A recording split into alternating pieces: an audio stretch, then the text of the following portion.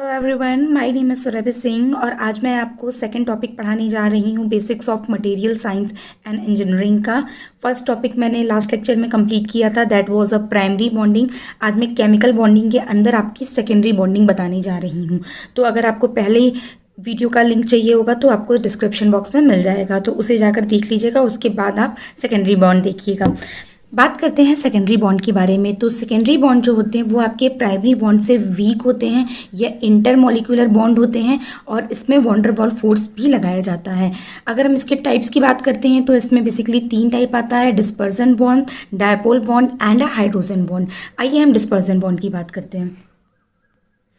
Diagram से hopefully आपको समझ में आएगा कि डिस्पर्जन बॉन्ड हमारा क्या है। इसमें जैसे मैंने आपको लास्ट लेक्चर्स में बताया था कि न्यूक्लियस है, न्यूक्लियस के किनारे किनारे सेल्स होते हैं, तो सेल्स में इलेक्ट्रॉन जो होते हैं वो सिमेट्रिकली डिस्ट्रीब्यूटेड होते हैं। तो इन दैट केस जब आपके इलेक्ट्रॉन सिमेट्रिकली डिस्ट्रीब्यूटेड हैं तो जो इलेक्ट्रॉन्स का सेंटर है और जो आपका प्रोटॉन है यानी जो आपके पॉजिटिव चार्जेस हैं उनका सेंटर है वो कोइंसाइड करेगा। सपोज ये आपका इलेक्ट्रॉन का सेंटर है और जो आपका प्रोटॉन है या पॉजिटिव चार्जेस हैं उनका भी सेंटर आपका इसके साथ कोइंसाइड करेगा। तो इस केस में हम कहेंगे कि जो आपके मॉलिक्यूल हैं वो सिमेट्रिकली डिस्ट्रीब्यूटेड हैं। बट इन केस आपके असिमेट्रिकली डिस्ट्रीब्यूटेड होते हैं। कौन सा वो केस होता है? सपोज अगर आप कोई गैस है, गैस को आप हाईली प्रेशर के साथ उसको लिक्विड में चेंज कर रहे हैं, तो इन दैट केस जो आपकी इलेक्ट्रॉन है वो क्या हो जाते हैं? असिमेट्रिकली डिस्ट्रीब्यूटेड हो जाते हैं। असिमेट्रिकली डिस्ट्रीब्यूटेड होंगे तो उसमें क्या होगा, जो आपके इलेक्ट्रॉन का सेंटर है और जो आपके पॉजिटिव चार्ज का सेंटर है वो क्या होगा, उन दोनों का पोजीशन आपकी डिफरेंट हो जाएगी। लाइक अगर आप इस केस में देखो तो सेम सेंटर है, बट अगर आप असिमेट्रिकल इलेक्ट्रॉन मॉलिक्यूल्स की बात करते हो तो उस केस में जो उनके सेंटर्स हैं वो डिफरेंट हो जाएंगे। यानी अगर सपोज पॉजिटिव चार्ज का सेंटर यहाँ है तो इलेक्ट्रॉन का सेंटर कहीं और हो जाएगा। तो ये जो सेंटर होता है इसके डिफरेंस की वजह से वहाँ पर एक इम्बैलेंस जनरेट होता है जिसको हम कहते हैं पोलराइजेशन। होपफुली आपको समझ में आया होगा पोलराइजेशन क्या होता है। तो सेम सेंटर में तो कोई दिक्कत नहीं होगी, यानी सिमेट्रिकल की बात मैं नहीं कर रही हूँ, मैं बात कर रही हूँ असिमेट्रिकल की। असिमेट्रिकल में जब आपके दोनों सेंटर्स डिफरेंस हो जाएंगे तो इलेक्ट्रॉन इम्बैलेंस क्रिएट होगा जिसकी वजह से पोलराइजेशन जनरेट होता है। और and this polarization fluctuate with motion of electron, यानी आप जैसे जैसे ये आपका इलेक्ट्रॉन मूव करते जाएंगे इनकी फ्लक्चुएशन होगी, वैसे वैसे एक डिस्पर्जन इफेक्ट आता जाएगा। तो इस डिस्पर्जन इफेक्ट की वजह से ही दो मॉलिक्यूल्स के बीच में डिस्पर्जन बॉन्ड आता है। होपफुली आपको समझ में आ रहा होगा। आइए चलिए थ्योरी पढ़ते हैं।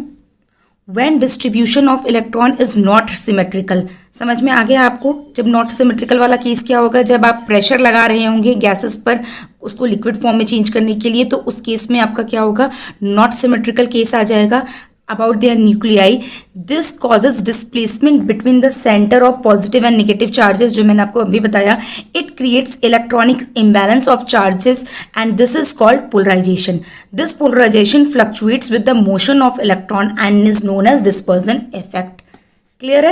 So dispersion effect produces a weak force of attraction between the two molecules of the same element and this is called dispersion bond. इनके एग्जाम्पल क्या है? आर्गन, हीलियम, नियॉन, और इसमें ये आपके नॉन पोलर कॉम्पाउंड में भी हो सकते हैं, डाई एटॉमिक गैसेस में भी हो सकते हैं like carbon dioxide and all. तो डिस्पर्जन बॉन्ड आपकी अलग अलग वैरायटीज़ के मॉलिक्यूल्स में हो सकते हैं। ये आपका टेम्परेरी बॉन्ड होता है और ये आपका वीकेस्ट बॉन्ड होता है। इस चीज़ को मत भूलिएगा, ये आपका सबसे वीकेस्ट बॉन्ड होता है। ये बॉन्ड आपका ब्रेक भी कर जाता है अगर आप बाहर से कोई इलेक्ट्रिक फील्ड अप्लाई करते हैं। तो अब मैं बात करती हूँ सेकेंड, जो कि आपका डायपोल बॉन्ड है। तो समझने से पहले आपको पता होना चाहिए कि नॉन पोलर कोवैलेंट बॉन्ड क्या है और पोलर कोवैलेंट बॉन्ड क्या है। नॉन पोलर कोवैलेंट बॉन्ड का मतलब होता है, कोवैलेंट बॉन्ड मैंने आपको लास्ट लेक्चर में बताया था क्या होता है, शेयरिंग ऑफ इलेक्ट्रॉन्स होता है। जैसे अगर आपको बताया था सिलिकॉन है तो सिलिकॉन अपने 4 एटम्स को, सिलिकॉन्स की अगर शेल की बात करते हैं तो 4 इलेक्ट्रॉन्स होते हैं, उसको अपना ऑक्टेट कंप्लीट करने के लिए 4 इलेक्ट्रॉन चाहिए होते हैं। तो वो क्या करता है, शेयरिंग करता है अपने अपने इलेक्ट्रॉन्स की। तो शेयरिंग में क्या होता है कि हम इलेक्ट्रॉन्स को देते नहीं हैं, मतलब दो इंसान एक ही चीज़ को शेयर कर रहे हैं। आप इसको इस तरीके से समझ सकते हैं कि दो बच्चे गेम खेल रहे हैं तो वो एक ही टॉय को शेयर कर रहे हैं। तो इन केस दोनों का इक्वल राइट होता है उस टॉय को टच करने का, तो उस टाइप के केस को हम बोलते हैं नॉन पोलर कोवैलेंट बॉन्ड। इसका मतलब है कि जो इलेक्ट्रॉन शेयरिंग में जा रहे हैं उस पर दोनों आपकी मॉलिक्यूल्स का इक्वल राइट है। Non polar covalent bonds are a type of bond that occurs when two atom shares a pair of electron with each others, यानी सेम इंटेंसिटी से वो दोनों इलेक्ट्रॉन को शेयर करते हैं। कि आपका पोलर कोवैलेंट बॉन्ड क्या होता है? Polar covalent bonding is a type of chemical bond where a pair of electron is unequally shared between a two atom. जैसा मैंने आपको एग्जाम्पल बताया कि अगर दो बच्चे अगर आप टॉयज़ के साथ शेयर करते हैं, एक बच्चा ज़्यादा स्ट्रांग है तो वो टॉयज़ को अपनी तरफ खींच लेता है, तो इससे जो दूसरा बच्चा होता है उसे टॉय कम मिलता है, मतलब कम नंबर ऑफ टाइम के लिए वो टॉय को शेयर कर पाता है। सेम इसी तरीके से आपका एटम्स के साथ भी, अभी मैं आपको एग्जांपल के थ्रू बताऊंगी H2O में कैसे ये केस आता है। तो ये आपके non polar and polar covalent bond का डिफरेंस हो गया। अब मैं बात करती हूँ डायपोल बॉन्ड क्या होता है। तो डायपोल बॉन्ड में आपका क्या होता है कि ये किस वजह से फॉर्म होता है? Unequal sharing of electron. ये जो आपका बॉन्ड होता है वो प्राइमरी बॉन्ड से तो वीक होता है, बट जो मैंने अभी आपको डिस्पर्सन बॉन्ड बताया उससे ये बॉन्ड स्ट्रांग होता है। इसका स्पेशल केस होता है हाइड्रोजन बॉन्ड। ये आपका हाइड्रोजन एटम है और ये आपका फ्लोरीन है। फ्लोरीन का एटॉमिक नंबर होता है 9। आप इसको डिस्ट्रीब्यूट करोगे तो कैसे हो जाएगा आपका 2 और 7, यानी इसके फर्स्ट सेल में 2 इलेक्ट्रॉन है और बाहर वाले सेल में आपके 7 इलेक्ट्रॉन है। हाइड्रोजन का आपका क्या होता है? एटॉमिक नंबर 1 होता है, तो उसके आउटर मोस्ट शेल में 1 इलेक्ट्रॉन है। तो जब हम इन दोनों को कंबाइन करते हैं, यानी अगर आपका HF मॉलिक्यूल बनता है, तो उन केस में क्या होता है कि जो 1 इलेक्ट्रॉन की शेयरिंग हो रही होती है, बट फ्लोरीन जो एटम होता है इसके पास हायर एफिनिटी होती है, तो वो जो शेयरिंग एक इलेक्ट्रॉन की शेयरिंग होती है वो इस इलेक्ट्रॉन को अपनी तरफ खींच ले रहती है क्योंकि उसके पास हायर एफिनिटी है।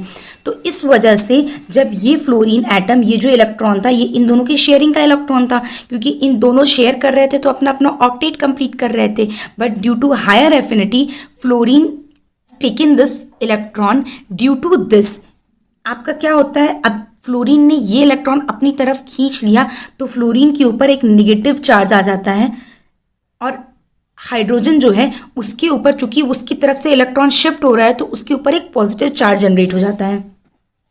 सो इसकी वजह से जो शेयर्ड पेयर इलेक्ट्रॉन जो शिफ्ट हो जाता है फ्लोरीन एटम की तरफ, तो इसकी वजह से एक डायपोल जनरेट होता है पॉजिटिव और नेगेटिव चार्जेस का, जिसको हम कहते हैं डायपोल बॉन्डिंग। तो आइए थ्योरी जल्दी से पढ़ लेते हैं। Due to this, the shared electron pair shifted toward the fluorine atom in the covalent bonding. The shifting of electron pair produces a dipole with positive charge toward hydrogen atom and a negative charge towards fluorine atom. The resulting dipole produces unnecessary attraction to produce dipole bonding of molecule. तो याद रखिएगा कि ये जो dipole molecule generate हुआ है ये आपका डिस्पर्जन बॉन्ड से ज़्यादा स्ट्रांग होता है। तो सेम जो ये आपका हाइड्रोजन और फ्लोरीन, क्योंकि जो ये चार्जेस होते हैं ये आपने पढ़ा होगा कि आयनिक बॉन्ड में ही आते हैं। कोवैलेंट बॉन्ड में मैंने चार्जेस की बात नहीं की थी, कोवैलेंट बॉन्ड में हमने सिर्फ शेयरिंग किया था, बट यहाँ पर हायर एफिनिटी वाला एटम जो इलेक्ट्रॉन को अपनी तरफ खींच ले रहा है या शेयर करने में अपनी तरफ ज़्यादा हिस्सेदारी ले रहा है, उसकी वजह से जो चार्जेस जनरेट हो रहे हैं और उसकी वजह से जो डायपोल बन रहा है उसको हम डायपोल बॉन्ड कह रहे हैं। अब मैं इसी का एक स्पेशल केस की बात करती हूँ, हाइड्रोजन बॉन्ड। हाइड्रोजन बॉन्ड में क्या होता है कि सपोज आपके जैसे 2 वाटर मॉलिक्यूल हैं जिनके बीच में आपका डायपोल बॉन्ड बन रहा है, तो इन दैट केस आपका एक ये डायपोल बॉन्ड हो गया जो आपका ऑक्सीजन और हाइड्रोजन के बीच में बन रहा है। हाइड्रोजन की ज़्यादा एफिनिटी है तो वो आपका जो भी इलेक्ट्रॉन शेयरिंग पे उसको अपनी तरफ खींचेगा।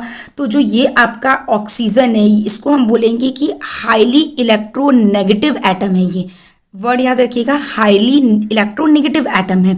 तो जो ये हाईली इलेक्ट्रोनेगेटिव एटम है जो ये अगर आपका किसी दूसरे मॉलिक्यूल के हाइड्रोजन एटम से जो बॉन्डिंग बनाता है उसको हम बोलते हैं हाइड्रोजन बॉन्ड। क्लियर है? जैसे यहाँ पर आप ये केस देख रहे हैं कि ये एक अलग वाटर मॉलिक्यूल है, ये एक अलग वाटर मॉलिक्यूल है, बट ये मॉलिक्यूल अगर दूसरे मॉलिक्यूल के हाइड्रोजन एटम से कोई बॉन्डिंग बना रहा है तो उसको हम बोलेंगे hydrogen bond.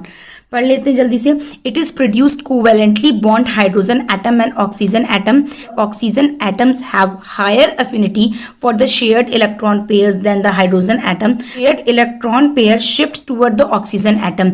The shifting of electron pair produces a dipole. Similar dipole are produced in the water molecule. These dipole attract each other, thereby forming hydrogen bond. Clear है? तो ये आपका डायपोल बॉन्ड का ही सब पार्ट है। इसकी properties आप अच्छे से समझ लीजिएगा। एक और एग्जांपल मैं आपको यहाँ पे देकर समझाई हूँ। जैसे अगर आप बात करते हैं हाइड्रोजन फ्लोराइड और का जो मैंने एग्जांपल दिया था, इस केस को आप यहाँ पे भी ले सकते हैं। ये देखिए, ये आपका इलेक्ट्रोनेगेटिव बॉन्ड बन गया था, ठीक है, यानी ये आपका हाईली इलेक्ट्रोनेगेटिव एलिमेंट लिया, जैसे फ्लोरीन, ऑक्सीजन, क्लोरीन हो गया, और एक हाइड्रोजन एटम है। तो ये इस एटम और इस एटम, इस मॉलिक्यूल और इस मॉलिक्यूल की बीच की जो ये बॉन्डिंग है, इसको हम हाइड्रोजन बॉन्डिंग कह रहे हैं। इसकी प्रॉपर्टीज को जरूर अच्छे से पढ़ लीजिएगा, क्योंकि प्रॉपर्टीज से क्वेश्चन बनते हैं। Hydrogen bonds are directional, relatively strong bonding होती है अगर हम डिस्पर्जन और डायपोल के कंपैरिजन करें तो।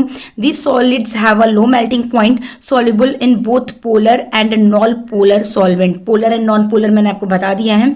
दे have a transparent to light. जैसे आप वाटर को देखते हो कि लाइट से ट्रांसपेरेंट होता है, तो हाइड्रोजन बॉन्ड भी आपका ट्रांसपेरेंट होता है लाइट में। एग्जाम्पल आपके वाटर मॉलिक्यूल, अमोनिक मॉलिक्यूल्स हैं। क्योंकि मैं अगर बात करती हूँ, which of the following are the characteristic of covalent bond. जैसा मैंने आपको पढ़ाया था पिछले वाले वीडियो में, तो अगर आपको इस क्वेश्चन को सॉल्व करना है तो पिछला वीडियो जरूर देखिएगा। 2020 का सबसे लेटेस्ट क्वेश्चन है। बिल्कुल बेसिक क्वेश्चन पूछे जाते हैं स्टूडेंट, तो आपको बहुत डेप्थ में नहीं जानने की जरूरत है। बिल्कुल जो भी आपको थ्योरी, अगर आपको कोई बॉन्ड है तो उसको बहुत अच्छे से पता होना चाहिए। आइए ऑप्शंस पढ़ते हैं। They are mostly gases in liquid. अगर मैं कोवैलेंट बॉन्ड की बात करें तो हाँ, वो गैसेस और लिक्विड में ही होते हैं। They are usually electrical insulator. अगर आप, मैंने पिछले स्लाइड में मैंने आपको कंपैरिजन के फॉर्म में बताया था, अगर आपको याद हो, आयनिक, कोवैलेंट एंड आपका मेटलिक बॉन्ड में, तो उसमें प्रॉपर लिखा हुआ है कि इलेक्ट्रिकली इंसुलेटर होते हैं। They are directional in nature. ये दोनों आपका वहीं से पॉइंट कवर हो गए हैं। They are insoluble in polar solvent like water and are soluble in non polar solvent. तो ये लाइन भी बिल्कुल सही है। पोलर एंड नॉन पोलर मैंने लास्ट वीडियो में नहीं बताया था, इसलिए मैंने इस क्वेश्चन को यहाँ डिस्कस किया है। तो यहाँ पर आपके ऑप्शन क्या हो जाएंगे, 1, 2, 3 एंड 4। क्लियर है? तो यहाँ पर आपको फैक्ट याद रखने हैं, थ्योरी को याद रखना है, जिससे कि आप ऑप्शंस को एलिमिनेट कर पाएं। चलिए नेक्स्ट वीडियो में मैं बात करूंगी आपसे क्रिस्टलाइन स्ट्रक्चर्स के बारे में। वीडियो पसंद आई तो लाइक एंड सब्सक्राइब जरूर कीजिएगा। Thank you.